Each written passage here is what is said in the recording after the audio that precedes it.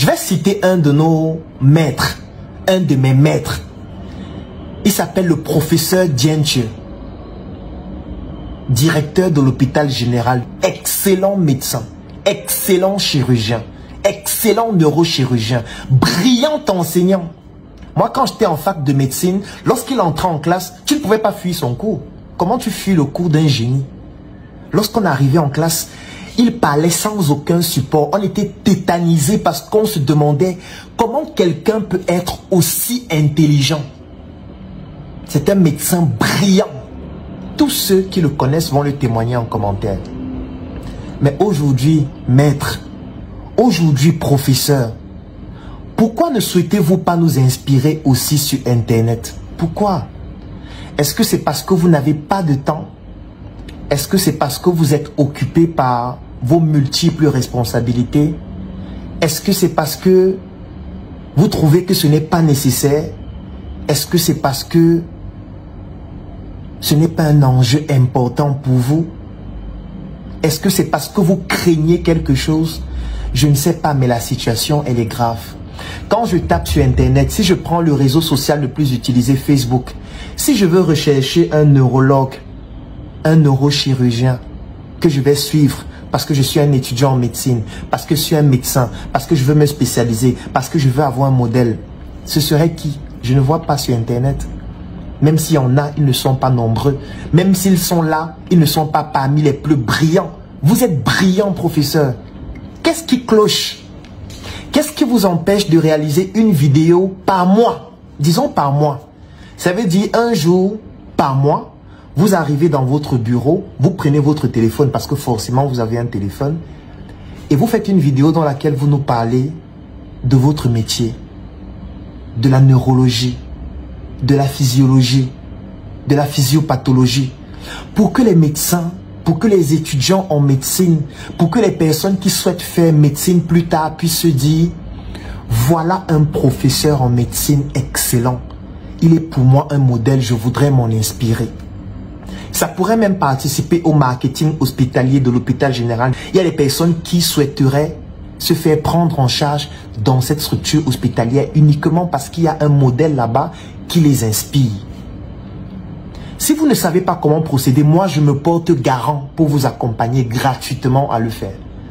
À produire des vidéos, même si c'est une seule par mois. Ça veut dire que si vous avez une page en ligne qui s'appelle Professeur Dientche, ou alors la page de l'hôpital général de Yaoundé, vous publiez une seule vidéo et vous publiez encore la prochaine vidéo un mois après, cela aura un impact phénoménal. Peut-être vous ne réalisez pas, mais je peux vous rassurer que les jeunes ont besoin de votre talent. Je ne peux pas citer tous les médecins que j'ai rencontrés. En commençant par mes collègues, ça veut dire ceux avec qui j'ai fait la fac de médecine, qui étaient excellents en faculté de médecine, mais qui aujourd'hui ne disent plus rien, qui aujourd'hui sont seulement à l'hôpital. Mais pendant que vous êtes à l'hôpital, il y a des praticiens avec tout le respect que j'ai pour la médecine traditionnelle, parce qu'il y a des personnes encore brillantes. Nos ancêtres maîtrisaient cette médecine, mais aujourd'hui, on a beaucoup de charlatans. Ces charlatans sont sur Internet. Ces charlatans sont dans les bus. Ces charlatans sont dans la rue. Ces charlatans ont des espaces publicitaires dans les médias. Ces charlatans ont leur propre chaîne de télé. Et au quotidien, ces charlatans donnent une information nauséabonde qui n'a rien à voir avec la science. Et pendant qu'ils sont en train de le faire, pendant que les patients sont en train d'utiliser des solutions qui ne correspondent pas réellement à leur pathologie, nous les médecins, nous les experts, nous les professionnels, nos maîtres ne disent rien et nous attendons seulement à l'hôpital que les patients arrivent dans des complications graves. Est-ce qu'on va continuer de rester seulement à l'hôpital en attendant des complications graves alors que nous pouvons aller en amont? Est-ce qu'on peut être dans une maison lorsqu'il pleut, l'eau coule par le plafond et tout ce qu'on se contente de faire, c'est de prendre un seau et de recueillir l'eau qui tombe du plafond? Est-ce qu'à un moment donné, il ne faut pas qu'on sorte de la maison pour monter sur le plafond, boucher les trous, changer les toitures? Est-ce qu'on va rester seulement à l'hôpital, attendre? Professeur, mais maître, je ne peux pas être un modèle quand vous êtes là. Ce n'est pas possible. Vous ne pouvez pas être là et les gens me considèrent comme un modèle. Je m'estime cancre, médiocre. Mais j'ai trouvé qu'il était nécessaire qu'on puisse montrer aux jeunes qu'il y a encore une voie possible. On ne peut pas laisser les médiocres transformer notre société et faire en sorte que la médiocrité devienne l'étalon. Ce n'est pas possible alors que vous êtes là. Ce coup de gueule s'adresse à tous les professionnels de santé. Et comme je l'ai dit, j'ai juste pris l'exemple avec le professeur Dientche pour qui j'ai tout le respect. Ce que je lui ai proposé est valable pour tous les professionnels de santé qui sont compétents. Je vous offre gratuitement ma page si vous voulez publier des vidéos de qualité pour sensibiliser. Je vous offre gratuitement mon accompagnement si vous voulez quelqu'un qui va vous accompagner à pouvoir vous lancer sur Internet. Mais nous ne pouvons plus laisser la médiocrité devenir l'étalon de notre société. Parce que ce qui est en train de se produire actuellement est très grave. C'est très grave. Tous les jours, on se forme. Tous les jours, on se spécialise. Tous les jours, on apprend de nouvelles choses. Mais la situation sanitaire ne s'améliore pas. Parce que ceux qui sont excellents ont décidé de garder le silence. Et ce silence est en train de devenir un crime intellecticide. C'est-à-dire un crime contre la progression de la science. Oui, vous faites des publications scientifiques. Oui, vous publiez dans des revues. Oui, vous faites des conférences, des colloques. Oui, vous organisez des enseignements post-universitaires. Mais il est temps que vous puissiez élargir un peu votre cible. Laissez juste les professionnels de santé, mais toucher la population. Parce que comme je le dis, 99% des malades dans notre pays ne sont pas à l'hôpital. Ils sont dans des quartiers défavorisés. Ils vivent dans la promiscuité. Ils vivent dans la misère. Ils n'ont pas de travail. Cela affecte leur bien-être psychologique et social, ce qui aura forcément une influence biologique.